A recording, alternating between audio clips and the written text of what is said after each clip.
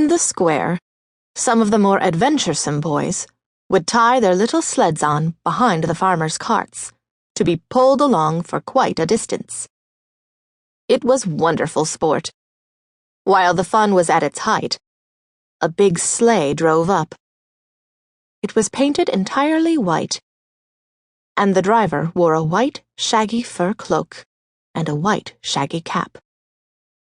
As the sleigh drove twice around the square, Kay quickly hooked his little sled behind it, and down the street they went, faster and faster.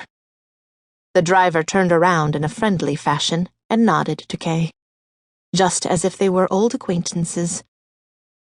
Every time Kay started to unfasten his little sleigh, its driver nodded again, and Kay held on, even when they drove right out through the town gate.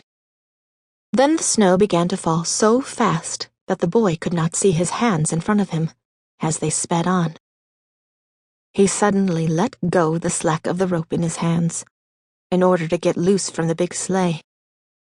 But it did no good. His little sled was tied on securely, and they went like the wind. He gave a loud shout, but nobody heard him. The snow whirled and the sleigh flew along. Every now and then it gave a jump, as if it were clearing hedges and ditches. The boy was terror-stricken. He tried to say his prayers, but all he could remember was his multiplication tables. The snowflakes got bigger and bigger, until they looked like big white hens. All of a sudden, the curtain of snow parted, and the big sleigh stopped, and the driver stood up. The fur coat and the cap were made of snow, and it was a woman, tall and slender, and blinding white. She was the Snow Queen herself. "We have made good time," she said. "Is it possible that you tremble from cold? Crawl under my bear coat." She took him up in the sleigh beside her, and as she wrapped the fur about him, he felt as if he were sinking into a snowdrift. "Are you still cold?" she asked, and kissed him on the forehead.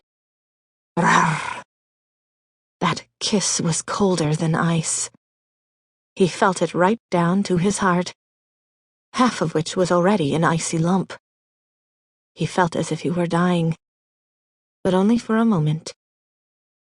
Then he felt quite comfortable, and no longer noticed the cold. "My sled! Don't forget my sled!" It was the only thing he thought of. They tied it to one of the white hens, which flew along after them with the sled on its back. The Snow Queen kissed Kay once more, and then he forgot little Gerda, and grandmother, and all the others at home. "You won't get any more kisses now," she said, "or else I should kiss you to death." Kay looked at her.